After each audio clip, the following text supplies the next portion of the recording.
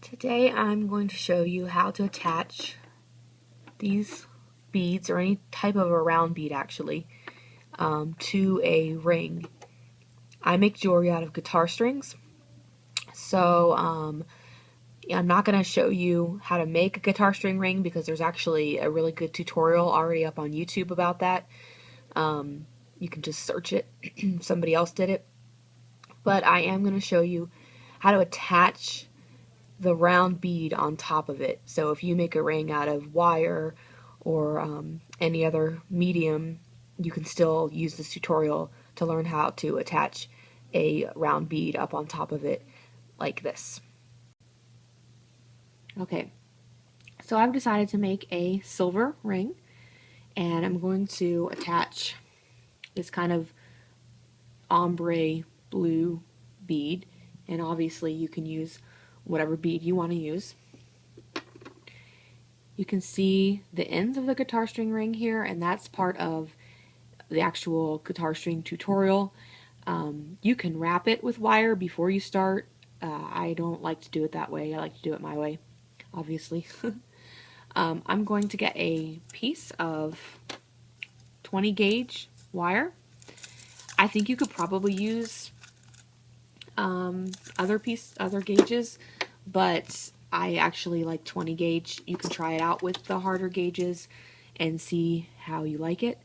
A softer gauge is probably not going to do as well, just because it's soft and it won't really hold its shape that well. But you know, 16 gauge, something heavier, may work just fine. I'm not sure. I've never used that before. Give it a try and let me know.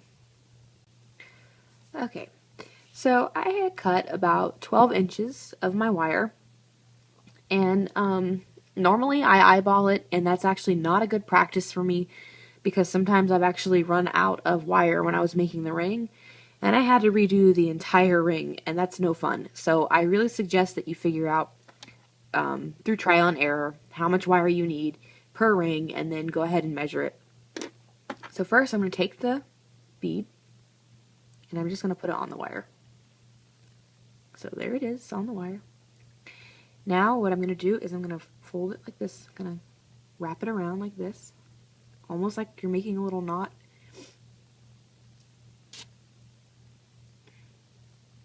There we go. And you can see it just like that. So now it is ready to attach to the ring.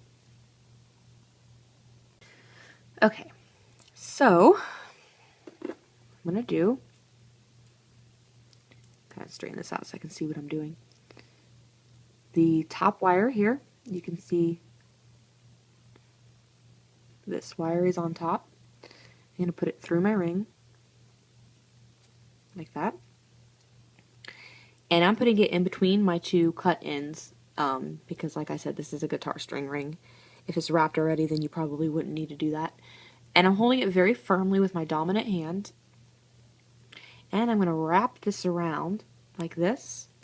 And I'm pushing it through. And I'm wrapping it around one more time. So you can see that it's wrapped around twice there. Now I'm going to do the same thing with this side. What I like to do is I like to flip it when I do it. And I'm going to push it through. This is just getting me a really nice base. And as I work and as I do this, I'm holding the ring the stone as firmly as I can. And if it gets loose like this, I try to pull the string to kind of adjust for that, because I like it really firm. I don't like the stone to wiggle on anybody when they're wearing it. And you wrap it around twice like that. So now, as you can see, I have 2 and 2. You could do 3 if you wanted to. I just like to do 2. So I'm going to push this through. This is a great base, and now we need to make the setting, as you can see right here, how it's got this little setting around here. So all I'm going to do is wrap it around once, wrap it around twice. You could do 3 times, but I'm just going to do twice for this, and you can kind of experiment and see what you like the best. If you have a very thin ring, you're going to want to do less times, or a small stone, but if it's bigger, you might want to do more. So I pulled it through, and now all I'm doing is I'm finishing out this side of the ring. And this is, let's see, there's this little gap right here, and I don't like that. So I'm just going to push the strings with some pliers closer together. And actually this would have been easier if I had done it in the very beginning, but yeah, it doesn't really work out that way. Okay. Okay. So now when I'm getting ready to cut this off, this is a little trick that I like to do. I like to cut it at an angle. If you cut it straight like this, it doesn't really blend in with the other wire very easily. So I like to cut it kind of at an angle here, just like that. And then squeeze the end with your pliers. Now, if you have a harder gauge, it's not really going to work as easily. So be ready for that. But if it's a softer gauge and you squeeze it, it goes a little flat and it actually makes it blend in when you push it around. So you want your strings not to be at the bottom, or the end of your wire, I mean. You want it on the side like this. If it's at the bottom, it's going to poke the person who's wearing it if it gets loose, and so you just don't want that. So it kind of has to be at the top or on the sides like that. So now with this one, I'm going to do the exact same thing. I'm pushing it through, and I'm going to wrap it around twice. And now I'm doing it as firmly as possible so I can make a really nice setting for my stone here. Then I put it through.